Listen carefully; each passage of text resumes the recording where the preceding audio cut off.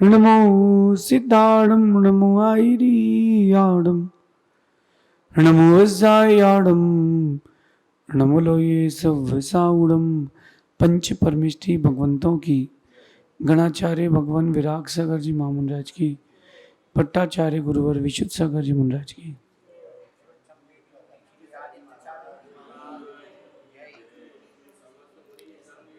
या हम सभी अपने जीवन में सुख और गुणों की अभिवृद्धि के लिए नीति के विषयों का श्रवण कर रहे हैं। नीतिकार हमें सिखाते हैं कि चिंतन और आकर्षण हमेशा सही वस्तु और सही व्यक्ति का होना चाहिए। जब भी आप कोई चिंतन करें या किसी से आकर्षित हो, वो सही होना चाहिए। अगर गलत का चिंतन और गलत से आकर्षित हो गए, ये बात निश्चित मानना कि जीवन में खुशियां चली जाएंगी। एक व्यक्ति को देखा मैंने, वो बाथरूम में खड़े होकर के कांच से बातें कर रहा था कि और कर ले लव मैरिज, और कर ले, अब धो कपड़े, धो कपड़े। बेचारा खुद से ही दुखी था। अब किसी से कह नहीं सकता ना, क्योंकि चयन उसका था।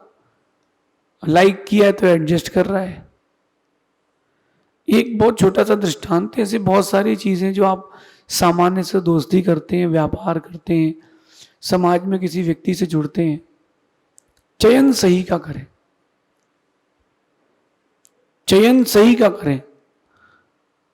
कभी आपके अंदर क्रोध का भाव आ जाता है, कभी आप किसी सामान्य सुंदरता पर आकर्षित हो जाते हैं।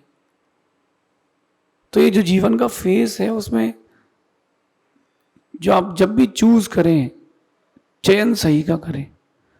अगर सही का चयन किया है तो जीवन सही चलेगा। क्योंकि एक छोटी सी गलती, या यूं समझे कि एक छोटी सी जल्दबाजी पूरे जीवन को समाप्त कर देती है।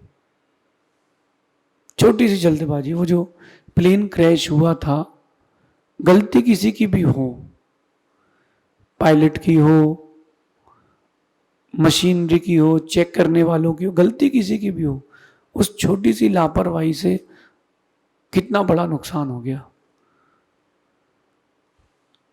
कितना बड़ा नुकसान हो गया। कंपनी को तो कोई लॉस हुआ ही नहीं, उसका तो सब कवर हो गया, क्योंकि उसका इंश्योरेंस प्लेन का भी था और पैसेंजर्स का भी था।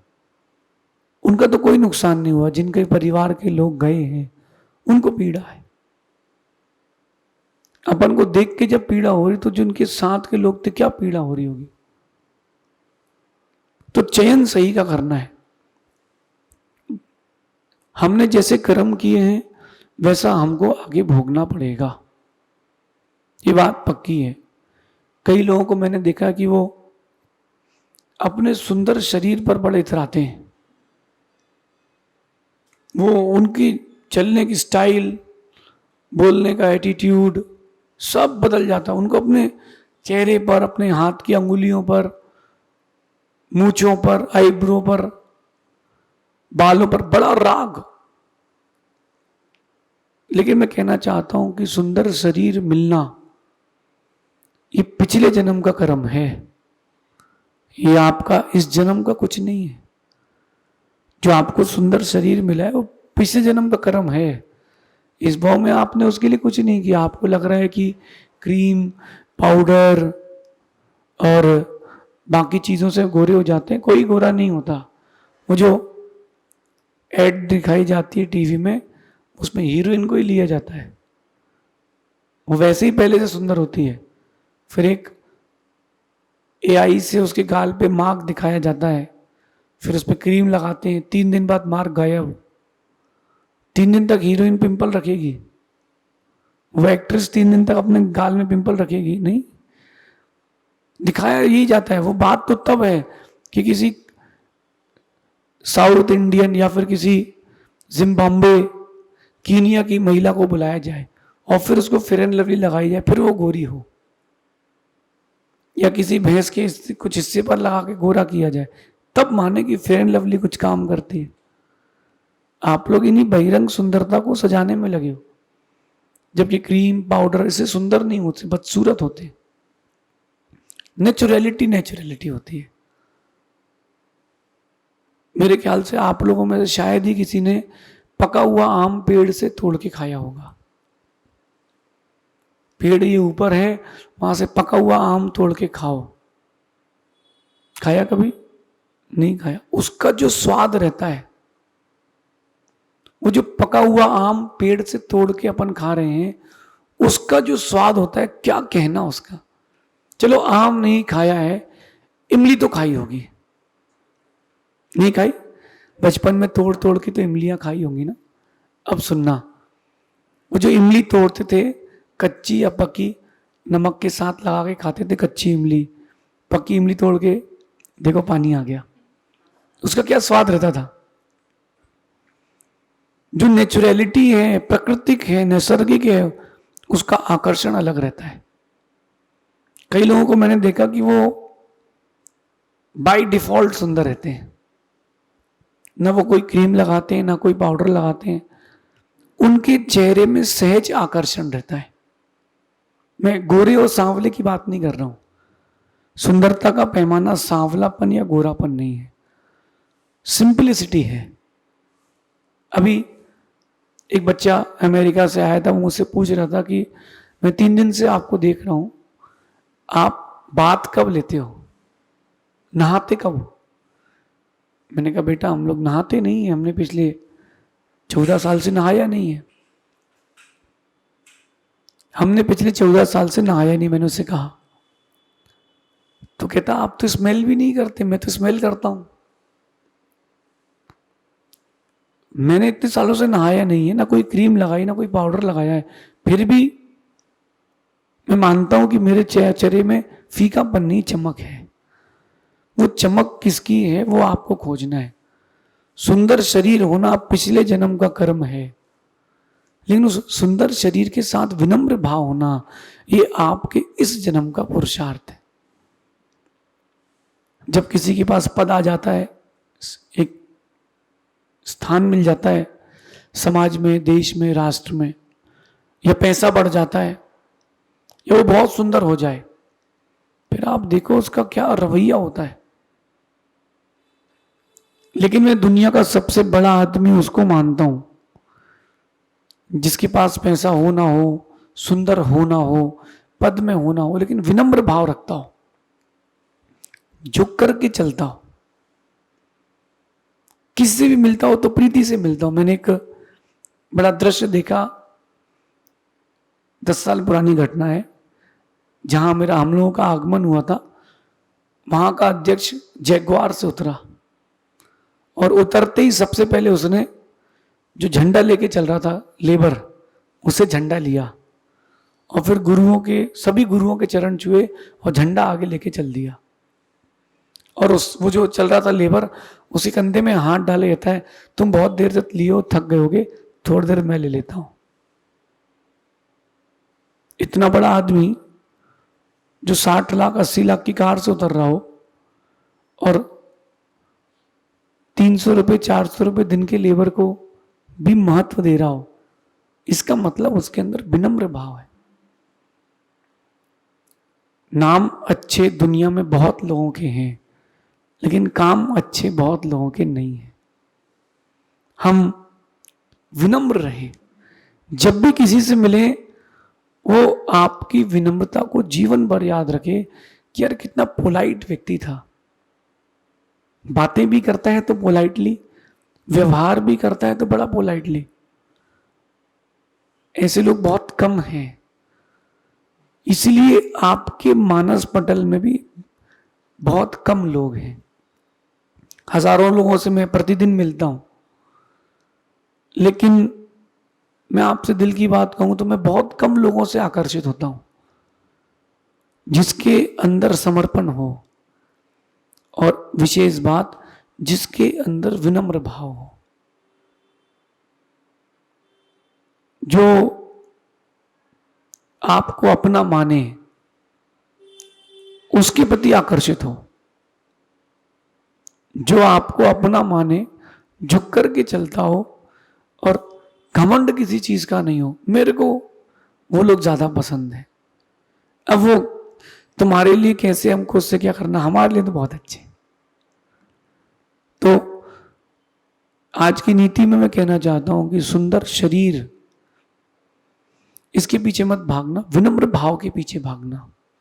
अगर आपके अंतरंग में विनम्र भाव रहेगा तो आप देखना कि आप दुनिया में कहीं भी हो, व्यक्ति आपको चाहेगा, आप कैसे भी हो आपको चाहेगा। हर लड़का सोचता है कि जब शादी हो तो लड़की बहुत सुंदर मिले। हर लड़की सोचती है कि जब शादी होगी तो लड़का बहुत सुंदर चाहिए, पैसे वाला चाहिए। लेकिन देखा उसने कभी कि वो जितना अपना पिता को चाहती है वो लड़का अपनी मां को चाहता है, उतना शायद वो किसी को नहीं चाहता।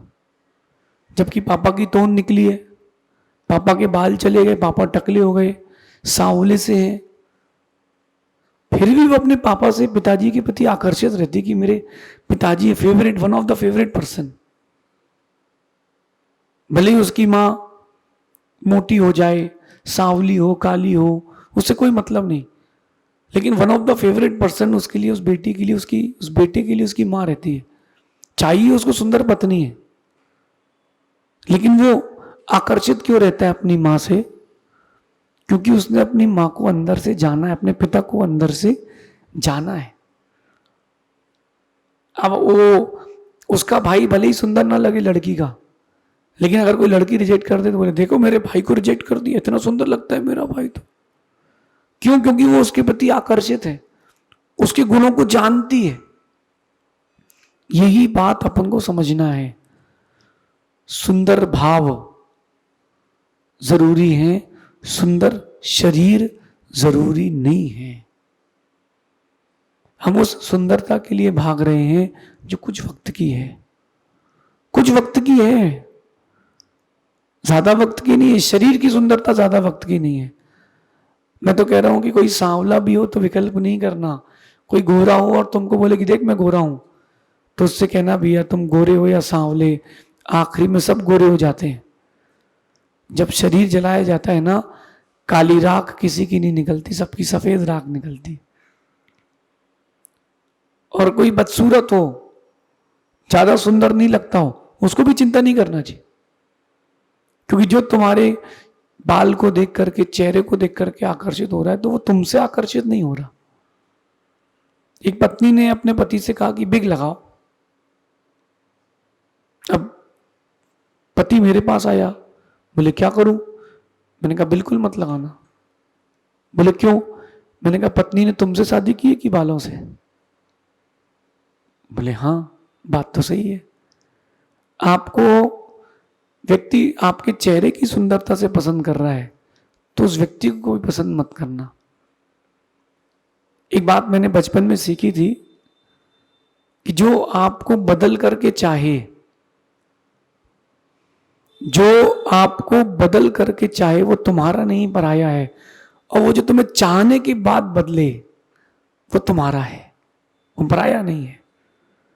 एक व्यक्ति ऐसा होता है कि उसको लाइफ पार्टनर चाहिए, अपने हिसाब से चाहिए, उसका नेचर ऐसा हो ऐसा हो। अरे भाई शादी कर रहे हैं, कोई कंप्यूटर थोड़ा ना असेंबल करा रहे हैं कि अपने हिसाब से रैम लगा लो, अपने हिसाब से हार्ड डिस्क लगा लिए, अपने हिसाब से आपने उसमें प्रोसेसर लगा लिया। शादी कर रहे हैं या किसी से अपन रिलेशन बना रहे तो कम से कम ये देख के बनाओ कि वो व्यक्ति किस नेचर का है और वो व्यक्ति आपको कितना बदलना चाहता है। वो तुमको ऐसा ही स्वीकार रहा है जैसे तुम हो तो बहुत अच्छी बात है। एक लड़की थी, बहुत मोटी थी, उसकी शादी नहीं हो रही थी, और एक लड़के ने किसी शादी में उसको देखा और अपने माता पिता से कहता है कि मैं शादी तो इससे ही करूंगा। तो उसके माता पिता ने कुछ नहीं बोला। लड़की वाले सोचते हैं कि मेरी लड़की इतनी मोटी है, शादी क्यों कर रहा है, लड़के में कोई कमी होगी। ये इंडियन फिनोमेना है, इंडियन लोगों का सोच है। जो उस लड़के ने शादी के बाद बोला कि मैंने तुमसे नहीं तुम्हारे नेचर से शादी की है। बोले कैसे? कैसे? बोले शादी में जब लोग नाच रहे थे, डांस कर रहे थे, तब आप उठ करके वो बूढ़ी दादी के पास गए थे, उनको पानी पीना था, तुमने अपना डांस छोड़ दिया था। तो मैं तुम्हारी इस बात से बहुत आकर्षित हुआ कि तुमने विनम्रता का जीवन जिया, तुमने बड़ों का सम्मान किया है। देखो उस लड़की की शादी नहीं हो रही थी, लेकिन उसके नेचर के कारण उसकी शादी हो गई। अब जिनकी नहीं हो रही तो नेचर चेंज कर लेना, लेकिन विनम्र भाव से सुंदर जीवन कुछ भी नहीं है। जो आपके अंदर की पोलाइटनेस है, जो आपके अंदर की काइंडनेस है, वो आपके इस जीवन का पुरुषार्थ है, वो आपकी इस जीवन की मेहनत है। बचपन से ही बच्चों को संभाला नहीं है, इसलिए उनका विनम्र भाव खो चुका है। मैं आपको अपने जीवन का अनुभव कहता हूं कि सुंदरता कुछ लोगों को आकर्षित करती है, सुंदरता कुछ लोगों को आकर्षित करती है, लेकिन विनम्रता विश्व में, जीवन में हर किसी को आकर्षित करती है। इसलिए विनम्र बने, थोड़ा झुक कर के चले।